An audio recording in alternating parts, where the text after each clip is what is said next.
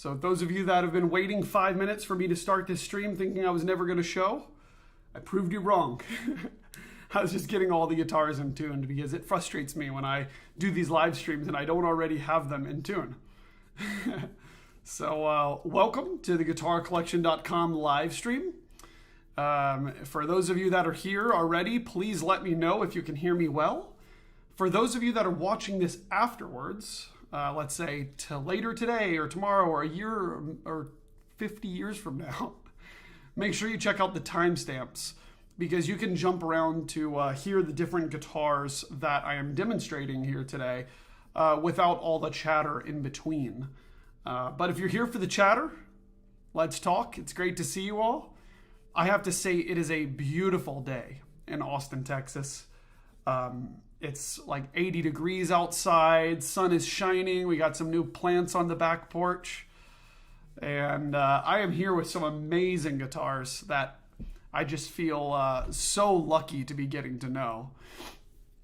I see some people already joining in here. Cool. We got Javier saying you can hear me perfectly. That's great. Tom, what's up? Good to see you. How is the Red Gate? The Red Gates. And James here from Vancouver, Washington. Awesome. Thank you for clarifying Washington. Otherwise, I would have assumed Canada. And yeah, so I'm here. I mean, you guys see what's sitting in my lap right here. This thing, I mean, you can put a steak on the end of this guitar and put the steak over the grill and cook it. So it has some dual functions. It's a pointy tip here on this guitar. Getting out of control already. Hello from Greece. Oh, Thanasis. Am I saying that right, or is it Thanasis? It's Cis probably, right? Cool. Good evening over there. Yeah, that's right. I guess it's like 7 p.m. And I've got to tell you, I've got 3 guitars that I just cannot figure out which one is most exciting to show you. One of them is brand new, so maybe that's super exciting. I mean, none of these have appeared anywhere on the website, on a live stream, nothing yet. So if you guys are looking for a sweet deal on sweet guitars, none of these, I haven't even photographed any of these. So anyways, this is a Fernando Mazza Lattice brace. I just saw Tom's message here. This is a Lattice brace guitar with a sound port. It's made in the year 2022. And I have to say, I wanted to hate this guitar because I'm not a fan of these like pointy headstocks. Although, you know what it's funny is when a sound gets to you and you like the sound of a guitar, you start being like, you know what? I think the headstock actually looks pretty good. So that's honestly how I'm feeling about this guitar. It's really nice. I mean, there's all these lattice brace guitars that are extremely expensive. You talk about some famous makers. And this one is like a small fraction of that price. And it's so good. I mean, it's something you could just go play a ton of concerts on. The fingerboard is great. The action's great. The sound is loud. It's not so phony sounding. It has a lattice brace sound, but it's really nice. And yeah, there's a lot of people playing these guitars. This dot, by the way, is a sticker, just like I have on the 12th fret here. It's from the previous owner, so that's removable. It's just a tape. And then next up, I'll be showing you this Glenn Canin. It's an early double top of his, but he knocked it out of the park. You got to think he's building these early double tops and then was converted to them after making some of these amazing guitars. This one is a bare claw top. You can see it in the right light. It's really beautiful. And it has Indian rosewood back and sides. This is a really played on guitar. I mean, there's wear to the top. There's lots of little marks and nail marks and tiny dings and stuff, but there are no cracks, no repairs. There was a new saddle made to make the action a little bit better. And the back of the neck is actually oiled instead of French polish, which was to the request of the previous owner. And I think it's tung oil or something like this. It's very, very nice. I have to say, I like this oiled neck on this guitar. Similar to if you're familiar with Woodfield's instruments, he oils his necks as well. Really awesome. And I'm sorry, I have to clear my throat here. Sorry about that. I sounded raspy.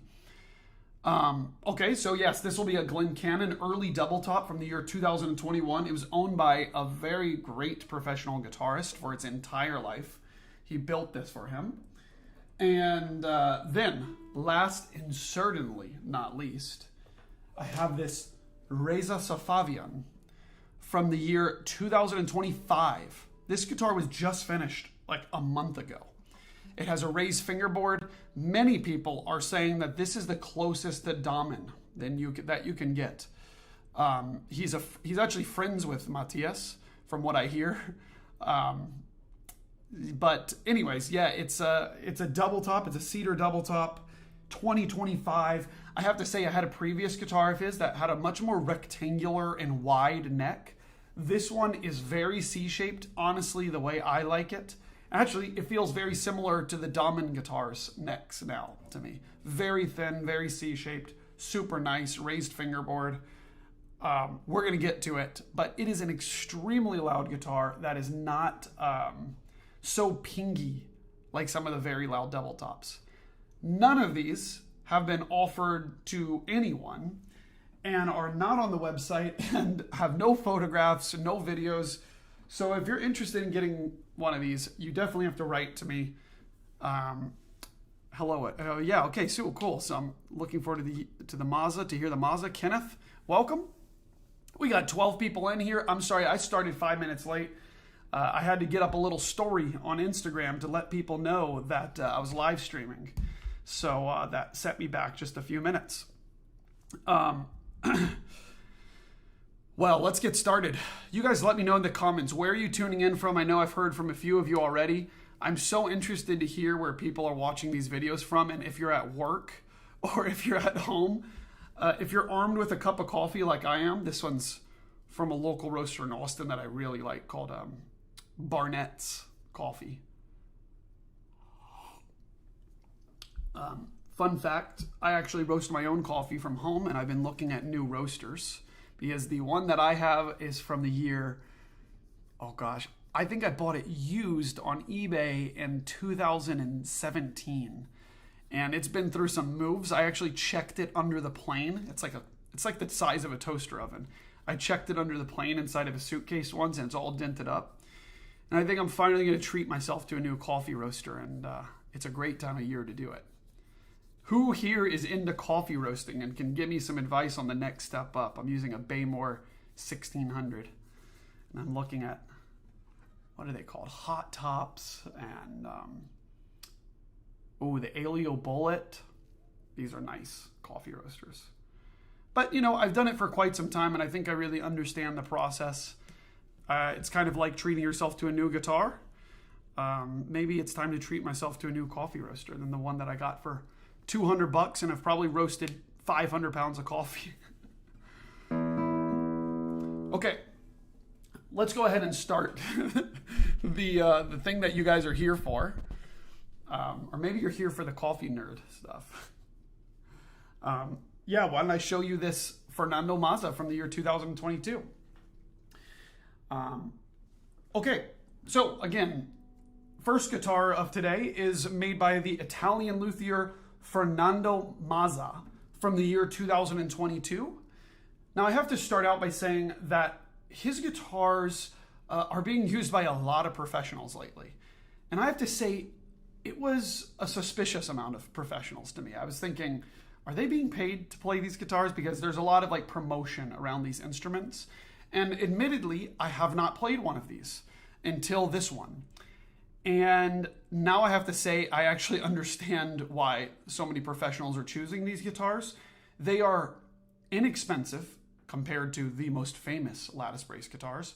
They are extremely playable, really great necks on these. I mean, I've got nothing to say. It's thin, it's C-shaped, the action is low, the frets are high. It's so easy to play. And of course, this always has to do with the sound of the guitar as well. This guitar sound is even in response all over the neck. I promise I'm going to play it here in a second. And then the sound is very natural, except it's extremely loud. It also has this sound port and a cover for it. So if you feel it's too loud or you're not in the right environment to have the sound port open, you can simply plug it. I like the guitar sound port open, and also it's particularly interesting to look inside of this guitar where you can see the lattice bracing. Maybe not you as the viewer. Wow. If I had a you know what? I'll do it for you. I'm going to show it with a flashlight inside the guitar for the live stream. No, never mind. I'm going to break this guitar in a live stream trying to get that shot. But let me show you a little bit more about this guitar. There's no raised fingerboard, but I do find it extremely easy to play up high. These dots, by the way, were put on by the previous owner. They are just removable. They're yellow, which is a little bit intrusive for my eyes. But, you know, here's a little trick for you guys. I use whiteout to make dots on guitars where I want dots. And you got to get the paint on type. But what I do is I'll brush off most of the whiteout, and then I will make the tiniest dot at somewhere like the 7th fret, like there. I'm going to show you what I just did. You know, you'll get good at it and just use the very edge of it. And then the dot that I have, and there's a piece of tape here too, which I already peeled off. But if you see where my thumb is here, let me let the camera focus. See, there's a tiny little dot on the side of the fingerboard. And heck, that'll last like a year or something, unless you're really playing a lot or you're one of these people that puts their thumb over the neck of the guitar, which you shouldn't do. Let me get to some more specs of this. There's an armrest, very comfortable. It's really seamlessly built into the side of the guitar here. You don't even feel the seam. Even with a nail, you can't feel it. So it's extremely well done. This is, I believe, a piece of Madagascar rosewood on the back. No, actually, this might be Cocobolo. I'm gonna have to look this up. It's either Madagascar or Cocobolo. Really beautiful back. We've got Alessi tuners. Of course, Fernando Mazza is an Italian luthier. We're gonna have some Italian tuning machines made by Alessi here up on the headstock. Let me let it focus. Come on, there we go. Very nice Alessis. And then the headstock has a very pointy shape, which some people will be into, some people won't. But I guarantee you, when you hear the sound of this guitar, you might be more interested in the headstock there, because even if you're not so much of a fan of the way the headstock is shaped, after you hear the guitar, you might be thinking, this thing is powerful, and I could I could impale someone with this headstock. Oh gosh, jokes aside, let's hear how this guitar sounds. Sorry, it's out of tune. Let me tune this thing up.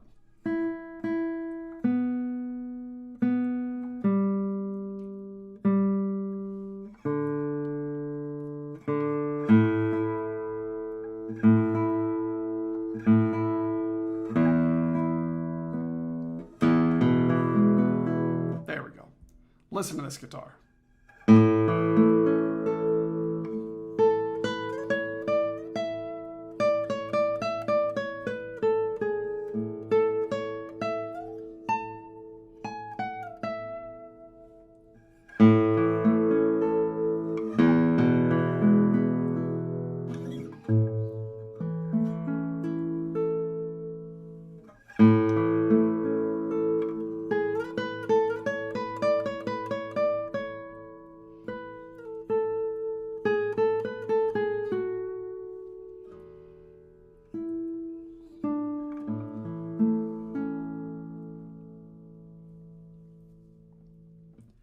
You know, I have to say, it's one of these guitars that you have to put so little effort in the right hand to get a great sound. It really reminds me of the lattice brace guitars of Jim Redgate, where you just are barely touching the strings.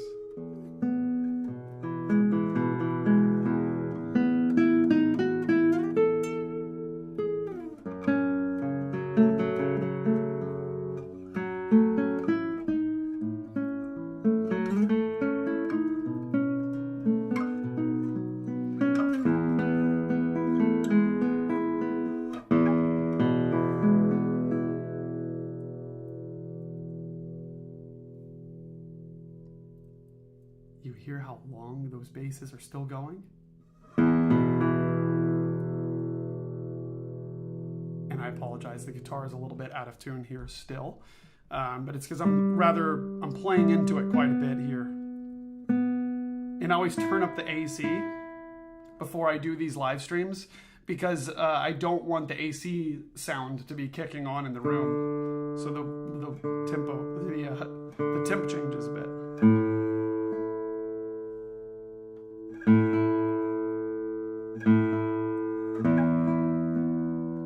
Hey Clive, welcome back. Good to see you.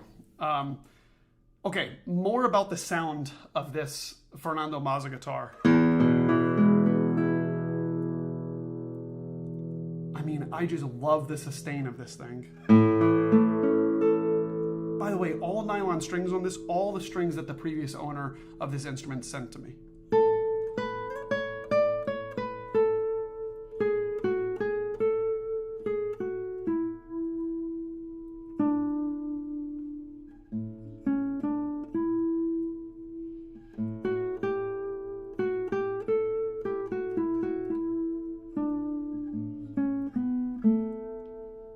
It's amazing.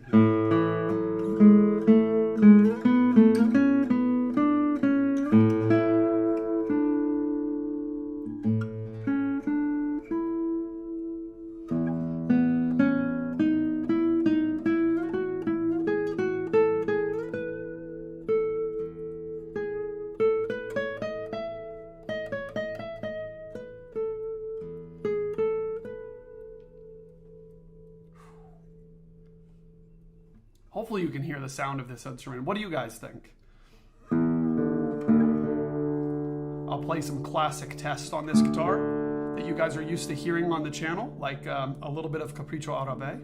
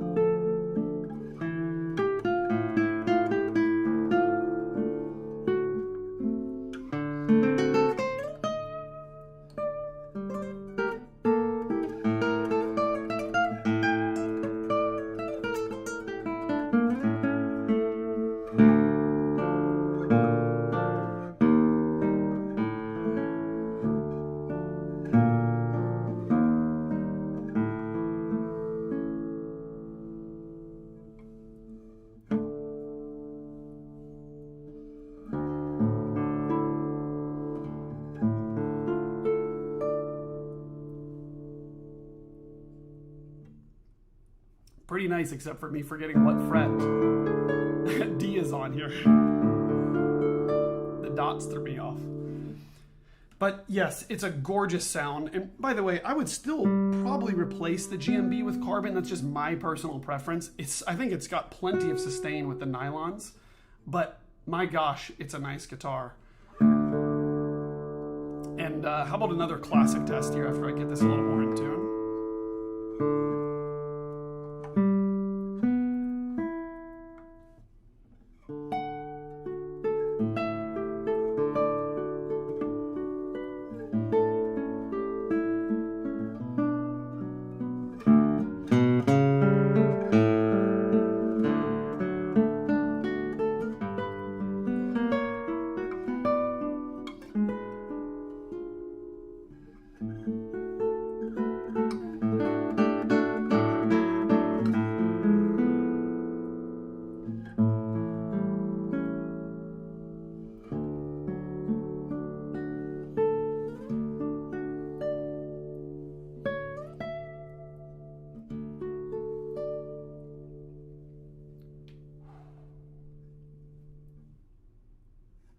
Gosh, it's very, very easy to make music on this guitar. And I have to say, I don't really feel like I'm trying that hard to get good sounds. You know, on some guitars, I have to say, some guitars are capable of making the most amazing sounds close to that I've ever heard. But you have to really work for it. And what I mean is, you know, you have to really manipulate it. You have to turn your hands sideways or make sure you're at the right part of the string so you have the right amount of tension so that it's really clear and direct but warm. And this is not one of those guitars. I feel like I can do this, or this, or this, or even play block chords. And everything comes out balanced without much effort. And yeah, there's all of these different things that happen without effort that makes a guitar very easy to control. One of them is balance, like, right? Can I bring out that top voice fairly simply?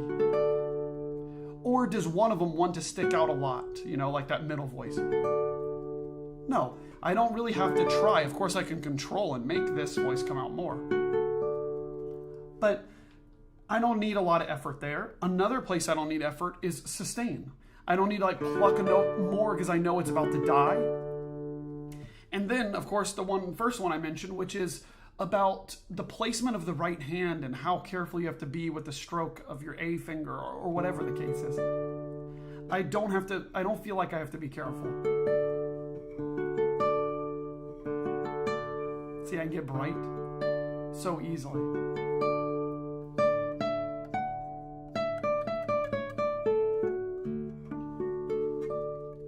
How about a little bit of Canso de Lladre by Miguel Llobet?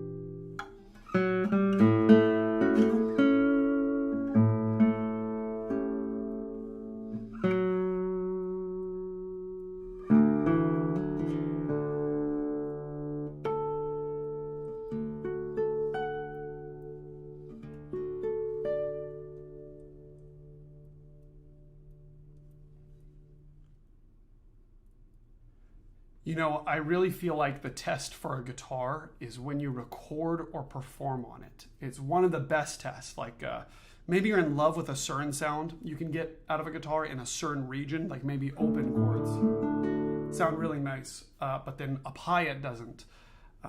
Or whatever the case is, it's hard to get sustain out of certain areas of the guitar. And for me, this recording test of playing through guitars is a really enlightening experience. And a guitar like this one really shines in that regard. I feel like I'm not tensing up, squeezing the heck out of everything. And yeah, what can I say? A beautiful guitar by Fernando Mazza from the year 2022. This is the Lattice brace with some carbon reinforcement in there. Oh, maybe not. Well, let's just say this is from 2022. It's Lattice brace with a sound port that even has a cover. If you're interested in this guitar, definitely check it out at guitarcollection.com. It'll be going up soon. So thanks for checking it out. Shall we go on to the next one? Let's see. Brilliant demonstration right there. Thank you. Well, I hope you guys are going to stick around for the last one too. But this next one is something special. This guitar here. And by the way, when you guys have questions, please feel free to write them in the chat. And between guitars, or even while I'm playing a current one, I'll answer them. And I see 20 people are here right now, which is awesome. Let me know where you're tuning in from. How many of these 20 are overseas, outside of the United States?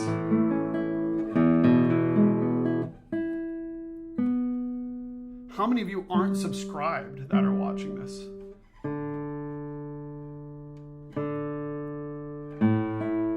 YouTubers just hate watching this. Thinking, gosh, I can't stand this Evan guy.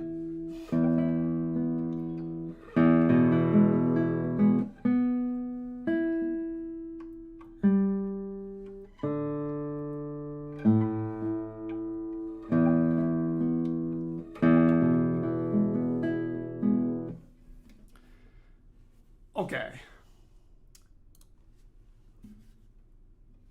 All right.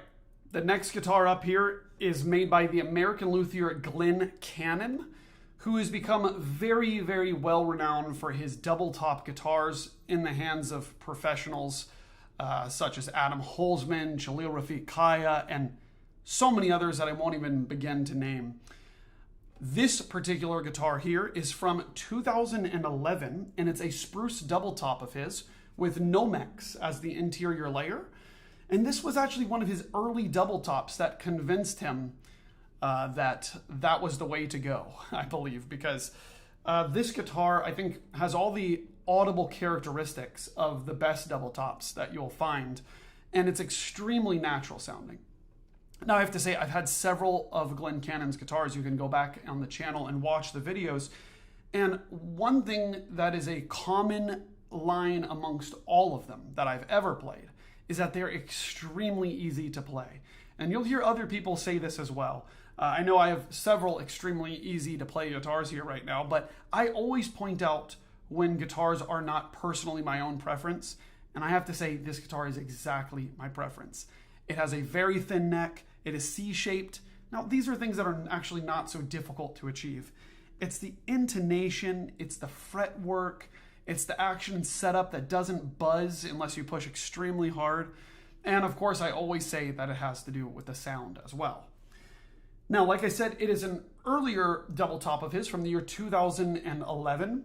And you'll even see this rosette design that's his homage to Daniel Friedrich. Quite obviously, and also down here at the bridge of the guitar, you'll see that typical Friedrich mosaic with Glenn's own little touches here. Now, since it is from the year 2011, it was actually played by a professional guitarist and made for a professional guitarist. There is lots of little marks in the top.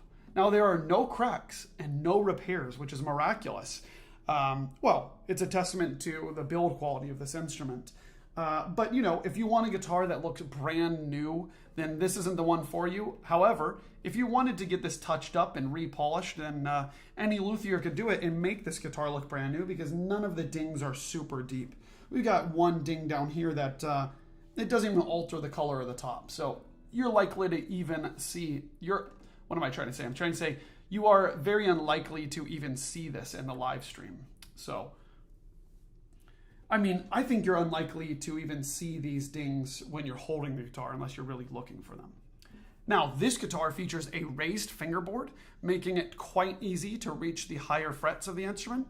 And then Indian rosewood back and sides, which also has some wear to it, but nothing extreme. I would say the most wear is right here where, you know, you might rest your arm. You've got a little bit of discoloring in the French polish, which again could always be touched up. But it has some character, which is cool.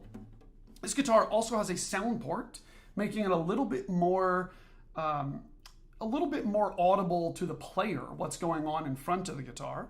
I quite like it. And then the neck on this one, like I said, I already went over the shape, but it's oiled, which feels a lot to me like what several other luthiers do, like Philip Woodfield. His necks are oiled, and I quite like it. I'm not sure if I prefer it over French polish, but it's a nice change, and it's quiet and always slick. So those of you that might have sticky fingers that sometimes get stuck on the back of the neck, I think you'd far less likely have that feeling on an oil neck.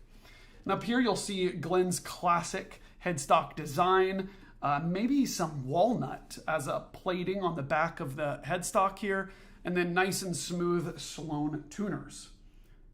Now, I think I've covered all of the specs of this guitar, but why don't I show you how this thing sounds? And forgive me, I might have to check the tuning on it a couple of times.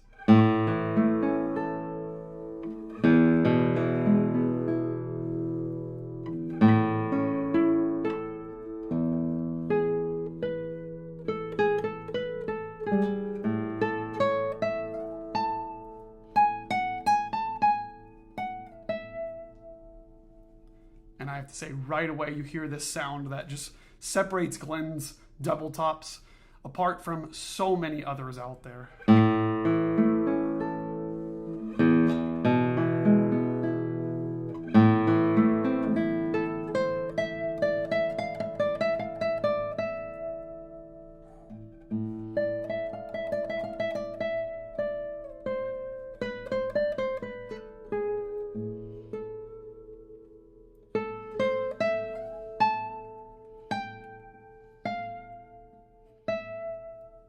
Listen to the sustain of these upper notes. I mean, for how loud this guitar is.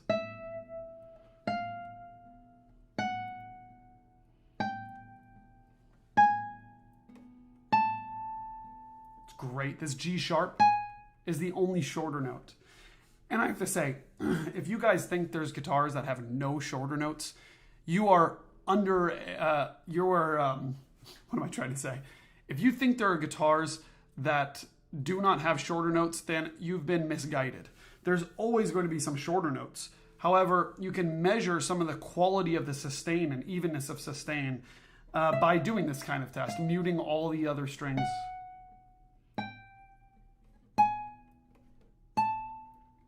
And the great thing is you have E, F, F sharp, G, all super even, which is incredibly difficult to get. Then you play pieces like La Catedral by Barrios.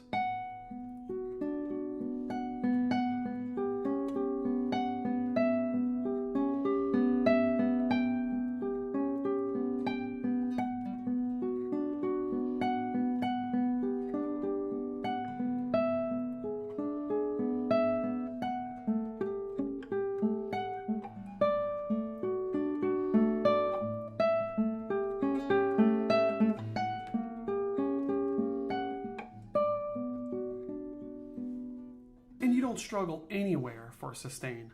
Let me tune this guitar a little bit. It's getting warmer here in Austin, Texas.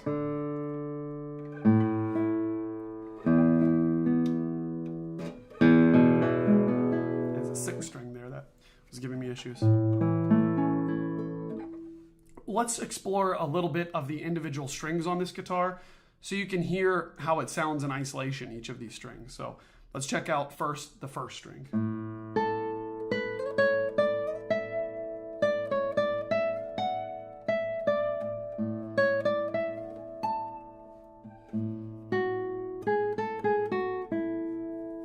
A beautiful open string there too. Wow. The overtones are so complex. Wow, you hear depth and warmth to the note, but all these high overtones that are beautiful. Let's check out the 2nd string.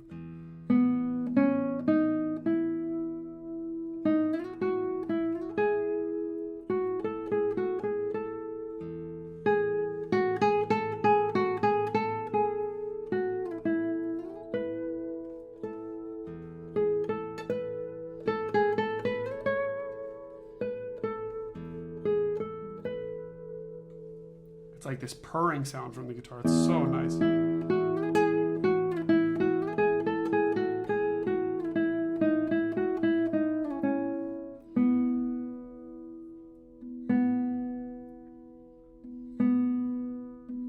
It's so colorful too. And the 3rd string.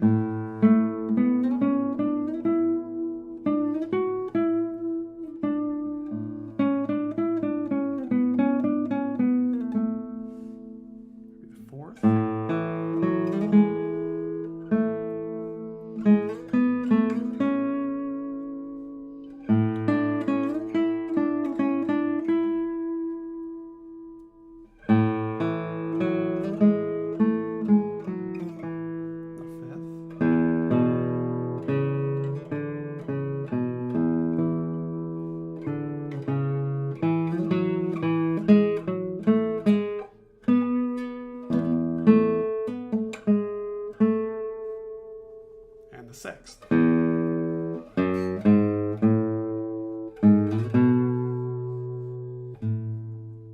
I love how it responds to the flesh of the fingers.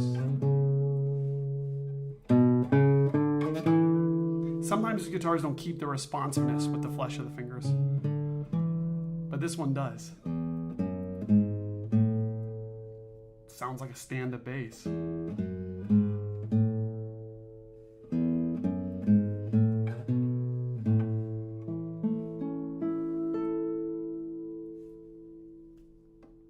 You can't ask for much more than that. And I have to say the action is so low on this guitar too. So yeah, if I really punch the bass strings, I'll get a buzz, but I didn't there. I'm peaking the mic, so oops. And then, you know, when I play some of these other strings, oops, sorry. Just saw some here. Okay, we're all good. I was just going to say that when I play the other strings, another thing that I notice is that this guitar sounds so nice at a piano range. Piano is in the dynamic. But it also sounds so nice when you lay into the guitar a little bit more.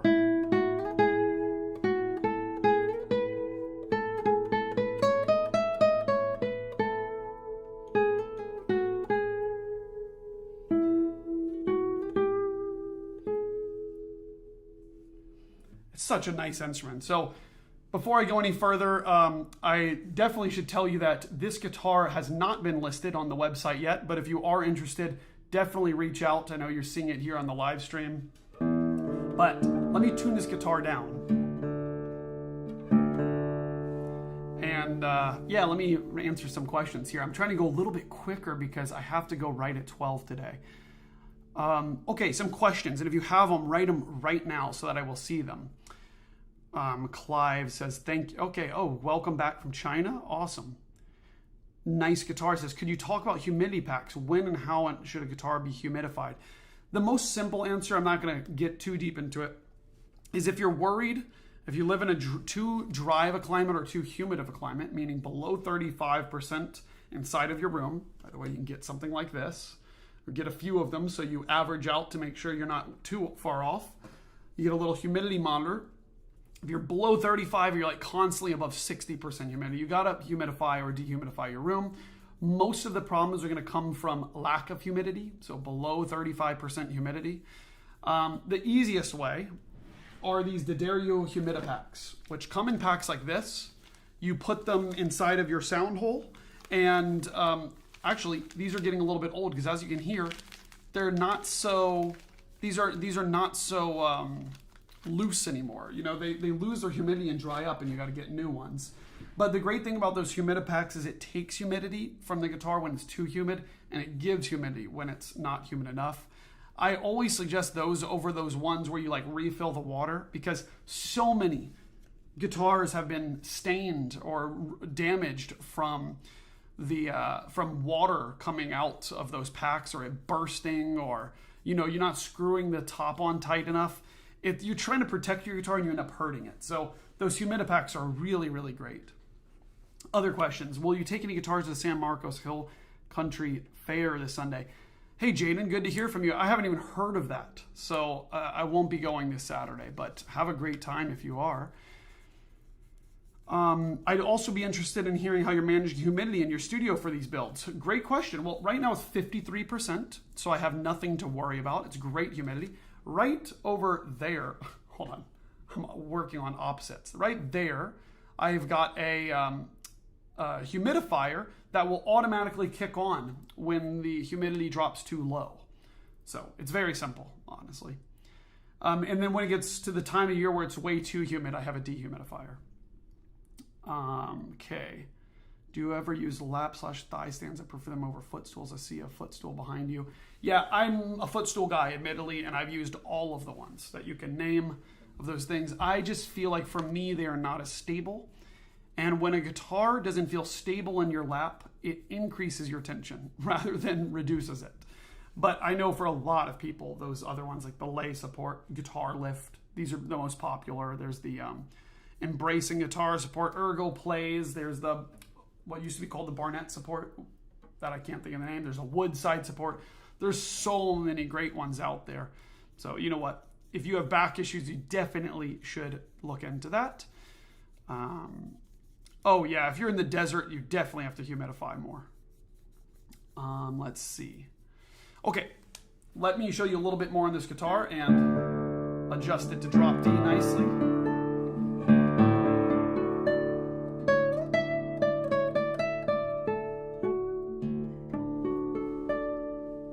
I'll play Prelude 11 by Targa.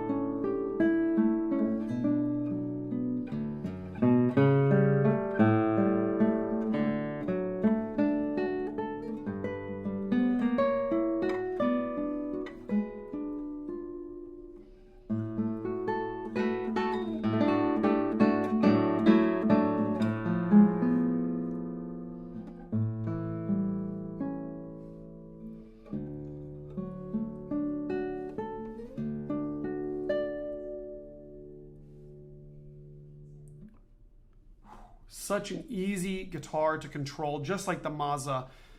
This guitar is so easy to control, and it's so nice to make music on. I mean, things like this.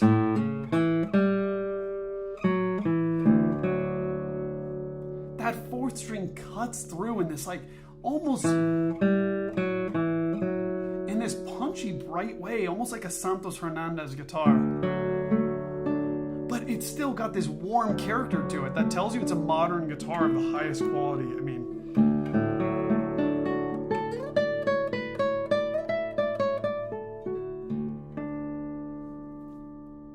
how about a little bit of Capriccio Arabe?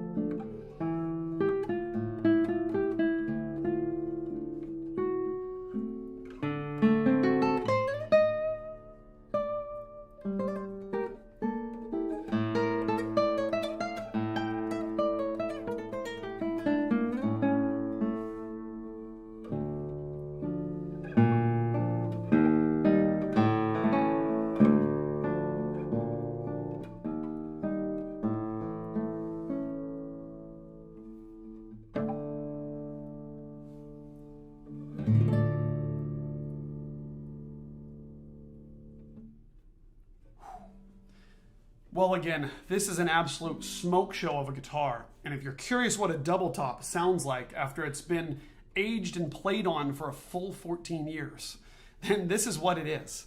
And especially, excuse me, you know what, it's allergies here going on right now.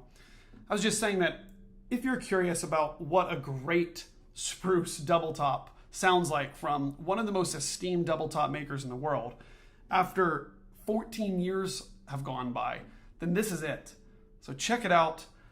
Congrats to Glenn Canin building this amazing instrument 14 years ago. And it is not on the website yet. And if you're interested in it, definitely send me a message. Shoot me an email. You can find my information on the website, of course. So, beautiful guitar. Let's move on to the last guitar of the week. And I'm reading, already I'm getting a little distracted as I'm talking and playing and reading your comments. So I will definitely get to them here. So Javier asked, what are the difference between Glenn Canin and the new Dennis Toltz? You know, I try to stay away from these like really broad questions, like how does this guitar compare to this one? I know I'm also guilty of doing that, but it's kind of like asking, it's apples to oranges, right? The classic expression. It's like asking to compare two famous painters. It's like, yeah, they're totally different paintings, but they're both really beautiful. They're both Doubletop guitars, I'll say that. And I'll stay away from those broad generalizations because you know what? It's a little bit unfair to luthiers to say something like, oh, this one's brighter and this one's darker. It differs so much between guitars. I actually have 3 Dennis Toltz guitars right now, believe it or not. And they're all spur stops. And each of them sounds very different. So there's no point in comparing these 2 luthiers because they are very different. Each guitar is different. Let me see. I'm learning this piece because of you. Thanks. Oh, that's so cool to hear. Okay, awesome. Well, let me tune this guitar and then I'll tell you what it is.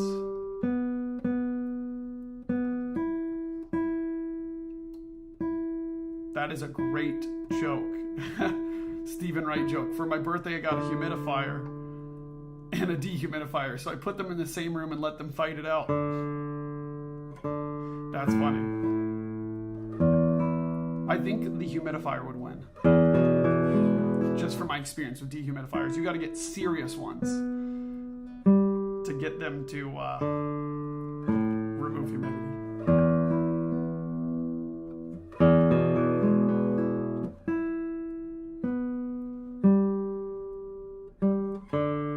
Who is still here?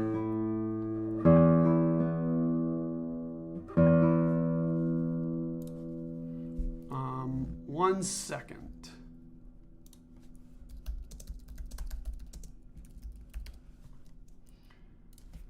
Okay. Well, this is last, but very much not least. Right here, I am holding the very newest work by the, by the German, he lives in Germany, but by the luthier Reza Safavian. Sorry, I'm having brain farts by the end of all of this. Let me start over here because I might clip something out of this video, so you guys are going to deal with a second take. Lastly, here is a guitar by the luthier Reza Safavian, who is living in Germany at the time. Now, Reza Safavian is building some of the most sought-after double tops in the world. He has a very low output, something like 4 guitars a year. So you can imagine how quickly this wait list can just rack up when you only build a few guitars a year. But to me, it's very obvious how much care he puts into each instrument. Because I have to agree with some other folks out there that have said that these guitars are incredibly similar to the guitars of Matthias Dahmen, both in terms of volume, sustain being fairly even all over the neck, and color, and maybe most importantly of all of these qualities is how natural this guitar remains to sound despite its incredible volume. In fact, I'm gonna have to check my microphones here before I play too much on it to make sure that I'm not peaking the mics, because this thing is incredibly loud and, by the way, incredibly lightweight. So before I get into the sound of this guitar, I have to tell you, it is a cedar double top with Nomex in the in-between layers. You'll see this beautiful green rosette. I mean, if you are into green, this is such a beautiful rosette on this guitar. And I have to say, the finish work on this guitar, the French polish, is very similar to the highest quality French polishes that I've ever seen. In fact, I just reviewed a guitar by Michel Bruck, and I have to compare this to that one. It is an incredibly perfect French polish. It is like a mirror. And if you listen carefully with headphones, you will hear this guitar vibrating as I'm talking to an almost unbelievable degree. If you were holding this guitar and talking, you would know what I'm talking about. It's insane. So you go down to the tie block and you'll see very simple, just pearloid here on the tie block. Very much reminds me of Matthias Dahmen's guitars. Many of his recent guitars just have a pearloid block there. No other ornaments there. We have a raised fingerboard just slightly. And then when you flip the guitar around, it is Indian rosewood back and sides. You'll have no problems traveling overseas with this guitar. Now, let's talk a little bit about the neck. The neck of this guitar is rounded and C-shaped, which I really like. I've given Reza actually this direct feedback from another guitar of his that I had experience with. In fact, I might have had 2 other guitars of his here. And before, he was making these flat necks and very D-shaped where the shoulders came up quite a bit here. And that wasn't exactly my preference. So I much prefer this type, and he's really knocked it out of the park. Now, when I got this guitar in, it had a very high action. It was very unplayable, to be honest with you. And it always baffles me when certain luthiers send guitars with extremely high actions, because for most players, this is no good. If you are an incredible powerhouse on the guitar and you are just slamming the guitar all the time, this is really great. But that's not me. I do like to play with volume, and I accept that when I play really loud, it will sometimes buzz. And you guys can chime in and let me know your preferences. But I lowered the action on this guitar. Excuse me. I was saying I lowered the action on this guitar, and then all the opportunities started opening up on this instrument. I noticed its volume more. I noticed its ease of play, and I think the sustain even got a little bit better on this instrument. So I've been blown away by this instrument. First off, before I want to really get into the sound here, but I have to tell you about the headstock here, which, again, it's actually very similar to the Damen headstock shape with little changes, but you always have to say that these are the Manuel Ramirez headstock shapes here, that it's very much inspired by, quite obviously, but with his own little touches here. This rounded edge here reminds me of Torres's guitars, so maybe that's a little bit of an homage. And then I love the sapwood here that goes through the center. It's so classy. It comes to a little flamed tip, like I've seen actually on a lot of Michel Brooks guitars. It almost looks like a candle's tip here, that it's just on fire. And yeah, it's really special. Now again, I just have to mention the lightness of this instrument. Also, again, I have a scale in here, but maybe I'll put the weight of it up on the screen so you can see, for those of you that are watching the video afterwards, because it's extremely lightweight. I'm not going to do that during the live stream because I will break a guitar for the first time ever in a live stream, and that will be terrible. Again, this is brand new from the year 2025. It's not yet on the website, so send me a message if you're interested. And there's so much room for these guitars to open up over time, but you just have to hear how this sounds right now.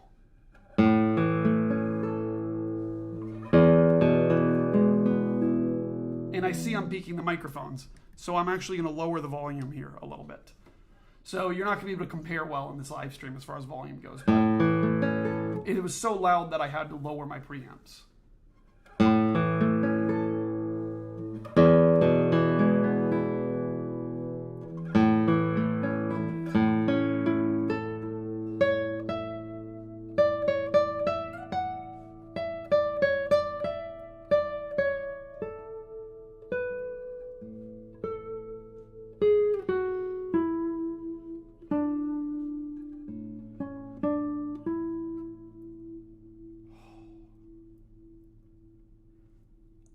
The characteristic that I have to most clearly highlight out on this guitar, and I have to say amongst the finest, most sought after lightweight German double tops. I know that's a fine category, but if we're talking about this guitar, Michel Bruck, Matthias Dahmen, Carsten Cobbs, the things that you'll notice about these is that they are so fundamental heavy.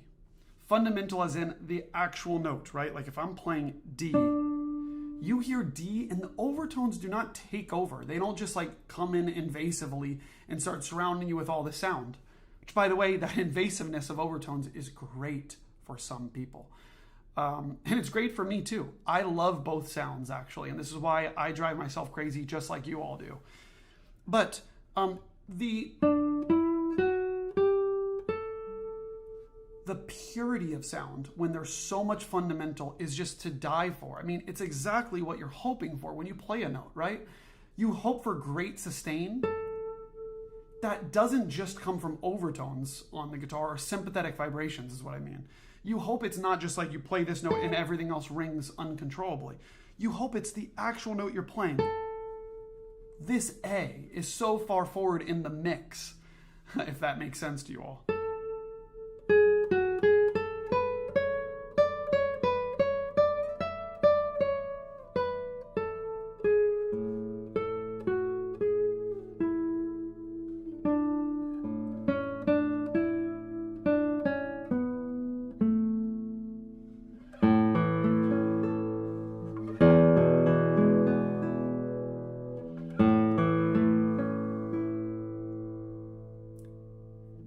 it really gives this pure feeling to the guitar. The guitar just sounds pure. Let me change something here. The AC kicked on and I have to sweat. So as I was saying, the guitar just sounds so pure with this really fundamental forward sound. And what you get from that when you aren't playing single lines, like I was just demonstrating, is clarity amongst arpeggios and chords. So if I do this,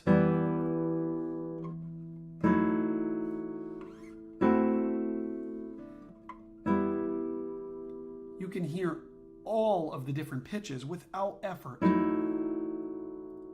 right?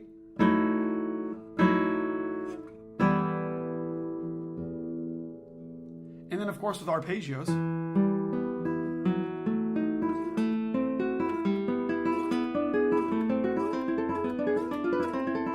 it's incredible, is it not? I mean, you hear everything's so percussive and it's so clear. So if you are a junkie for clear sounding guitars, there's not much better than this. And I have to say, the characteristic about this guitar, besides the clarity and volume and responsiveness that you'll find amongst all of the different highest end German double top guitars, the one that sticks out to me that's most similar to Matthias Dahmann's guitars is the character of the first string. Because I have to say, sometimes you get the consequence on some of these extremely lightweight, loud double tops on the first string being a little bit too, let's say, short sustain and also a little too bright and hard to control to get this beautiful dark sound out of it that I think of when I think of Matthias Dahmann's guitars. This one has that dark characteristic, and I really think you can hear it. This is the second string. There's the first string, right? Do you hear the darkness I'm talking about?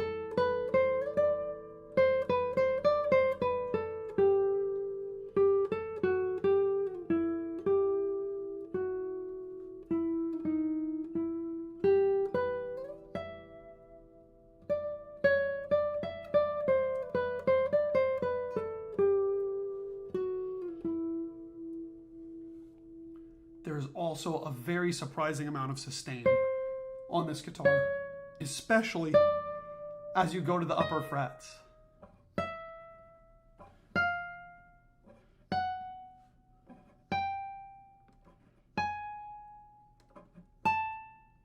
So impressive. I mean, yes, if you pick up the guitar you might have at home here and you test the sustain, it'll likely be very good.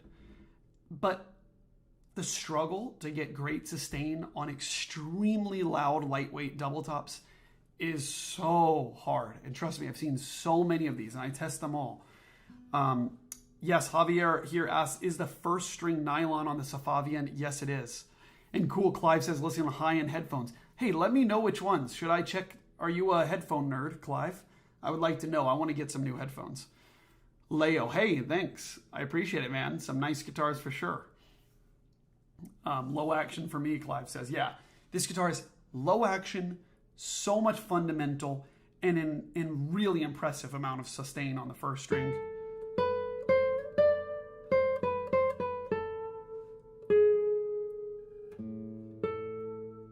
Let's listen to some of the other strings here.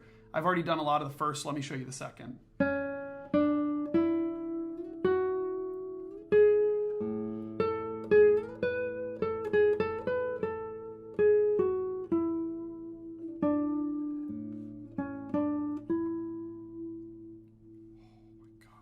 Fourth.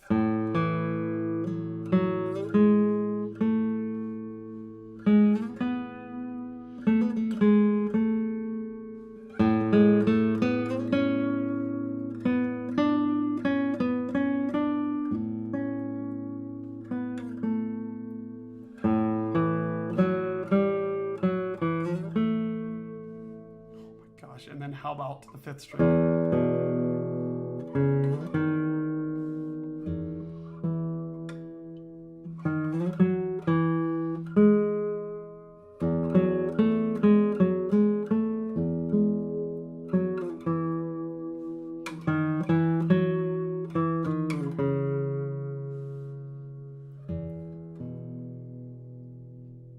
is such a rich sound and so clear, like I said.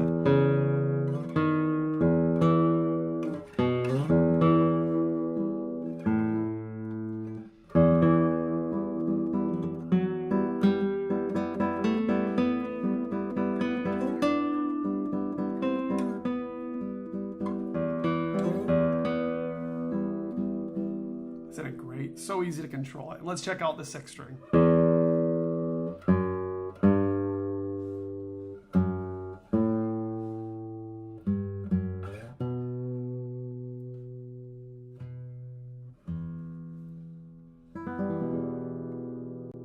Do you not hear the richness and how beautiful this sounds? Oh my gosh.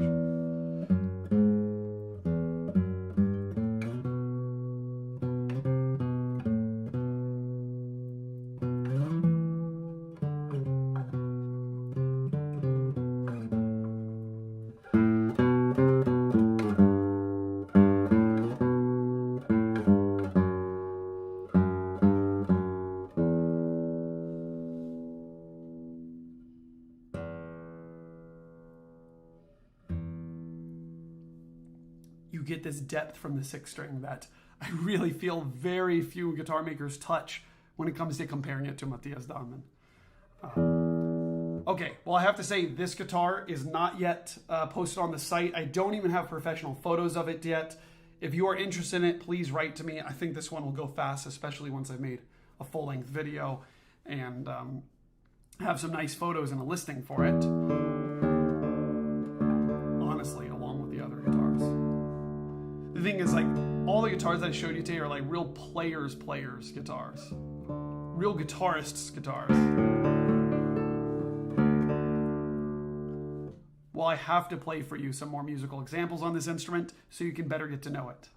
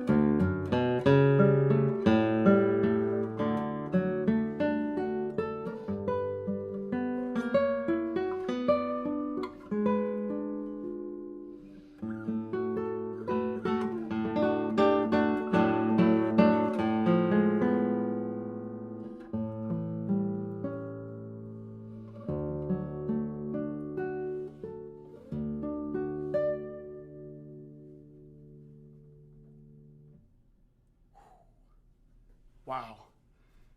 You guys will have to tell me what you think. I'm going to tune it up one more time before playing a couple of other examples.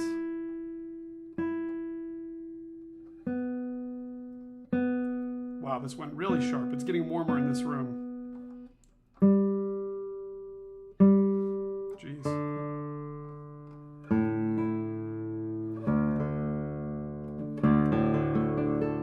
Let's in a little bit of Capriccio Arabe.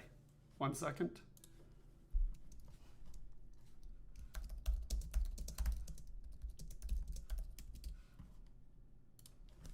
Here we go. Here's a little bit of Capriccio Arabe by Targa.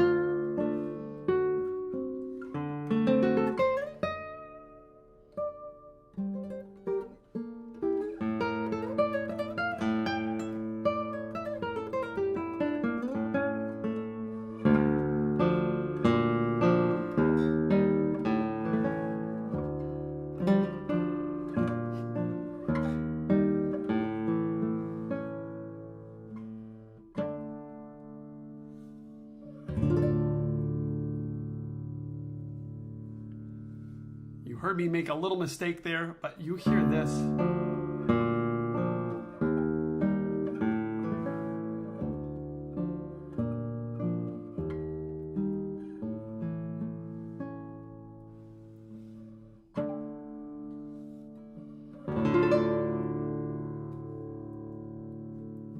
What a sound this thing has. I mean, I have to say it's so similar to some of the very best Domins that I've played. It's so nice.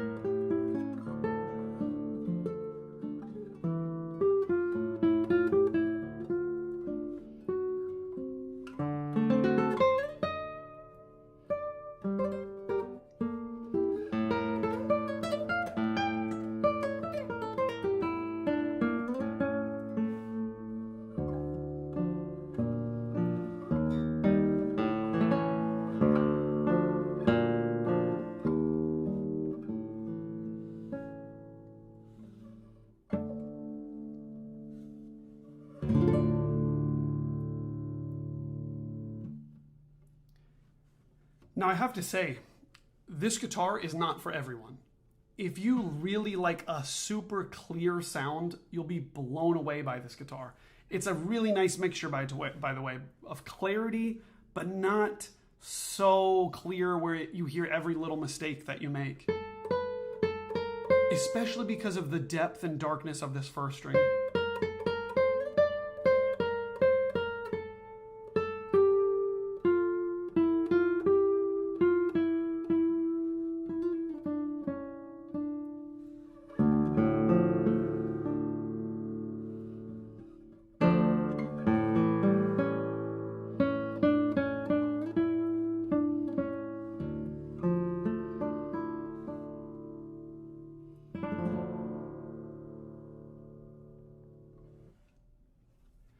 Wow. Well, I hope you've enjoyed getting to know this Reza Safavian guitar from the year 2025. I have to say, it feels like an honor just to touch an instrument like this. It's so perfectly crafted, and also have the experience of getting to know a guitar from when it's brand new. There is not a single mark on this thing. Whoever the next owner of this is going to have a really fun time hearing this thing open up and become the monster that I'm sure it will become further than it is even right now in the coming years. And gosh, I have to mute it because it's talking too much. So soon enough, you'll be able to see the full quality videos, the full quality video and all of the full quality photos on guitarcollection.com. So check that out. If you're watching after the fact, I might as well just say, check out all of the photos and the full quality video on guitarcollection.com. What am I talking about? You're watching on YouTube. It's already full quality here. I'm in full length. Anyhow, this has been a guitar by Reza Safavian, and hope you'll check it out. And congrats to Reza. This is an amazing guitar. I guess I should get to some questions now. Let's see. I'll read some. James Yari says, when will you do a video with your personal favorite guitars? Oh, I don't know. And honestly, I don't have too many personal favorite instruments, but they're, my opinion's changing a lot right now. So I'll check in back with me when I have 1 million subscribers, and maybe I'll do a video on that. But let's see. Oh, cool. You have B&W P8. I'm going to look at that. Unaccredited says Bayer 880s. Okay, I'm going to look into both of those. Hey, Clive, thanks so much. I'm glad you enjoyed. There's so many people still watching here, so that's insane to me. And by the way, if you're joining in later and you can't read the title or the description here, today I went over this awesome Fernando Mazza lattice brace guitar from the year 2022. It's available along with all of the rest of these guitars. No emails have gone out about these instruments. They're not on the website, not photographed, no videos. So this is the first anyone's hearing of these. Then I have this 2011 Glenn Canin Doubletop, an early Doubletop of his. Both of this and the Mazza were owned by a professional guitarist.